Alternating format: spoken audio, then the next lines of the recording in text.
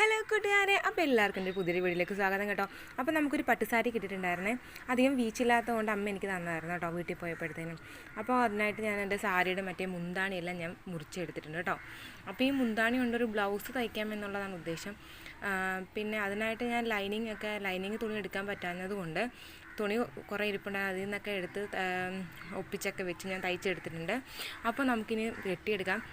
Lining മൊത്തത്തിൽ ചുരുണ്ടുകൂടി കിടക്കുമായിരുന്നു, അപ്പോൾ തേക്കുമ്പോൾ അഡ്ജസ്റ്റൊക്കെ ചെയ്യാമെന്ന് വിചാരിച്ചു. അപ്പോൾ അതിനുവേണ്ടി അളവും കാര്യങ്ങളൊക്കെ എടുത്തിട്ട് വരച്ചൊക്കെ എടുത്തിട്ടുണ്ട്. അപ്പം എന്തായാലും നമ്മുടെ തയ്യലൊക്കെ കഴിഞ്ഞിട്ടുണ്ട്.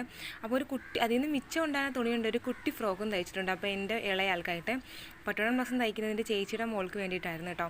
അപ്പോൾ ഫ്രോക്ക് ഇഷ്ടപ്പെട്ടെങ്കിൽ ഒന്ന് ലൈക്ക് ചെയ്യാൻ മറക്കരുതേ. കൈക്ക് ഞാൻ എപ്പോഴും ഈ ഒരു ഇത് കൊടുക്കുന്നത് വേറെ ഒന്നും കൊണ്ടല്ല, എൻ്റെ മോൾക്ക് ഇങ്ങനത്തെ ഒരു കൈ നല്ലോണം ചേരുന്നത് കൊണ്ടാണ്. അപ്പോൾ ഇട്ട് നോക്കിയില്ല, എങ്ങനെയാണെന്ന് അറിയത്തില്ല. അപ്പോൾ തേച്ചെല്ലാം സെറ്റാക്കി എടുത്തിട്ടുണ്ട്. അപ്പോൾ ഇനി അടുത്തത് പട്ടുവടം ബ്ലൗസുമാണ് കേട്ടോ. അപ്പോൾ ബ്ലൗസിനധികം ഞാൻ ഡിസൈനൊന്നും ചെയ്തിട്ടില്ല, വർക്ക് ചെയ്യണമെന്നുണ്ടായിരുന്നു, അതിനായിട്ടുള്ള സമയം കിട്ടിയില്ല.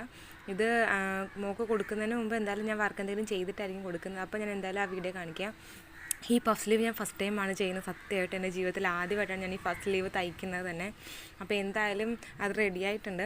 പിന്നെ പാവാടൊക്കെ അവളുടെ അരവണ്ണം എങ്ങനെയാണെന്ന് എനിക്ക് അറിയത്തില്ലായിരുന്നു. അപ്പോൾ എന്തായാലും ഒരു ഏകദേശം ഭയങ്കര വലുപ്പമാണെന്ന് തോന്നുന്നുണ്ട്. എങ്കിലും ഞാൻ നമ്മുടെ ഹുക്കിൻ്റെ സംഭവങ്ങളൊക്കെ നല്ല നീളത്തിൽ തയ്ച്ച് വെച്ചിട്ടുണ്ട്. അപ്പോൾ ഇഷ്ടപ്പെട്ട് കഴിഞ്ഞാൽ ലൈക്ക് ചെയ്യാൻ മറക്കല്ലേ, ഒന്ന് സബ്സ്ക്രൈബ് ചെയ്ത് കൂടി സപ്പോർട്ട് ചെയ്തേക്കണേ. Tata bye bye, okay, see U.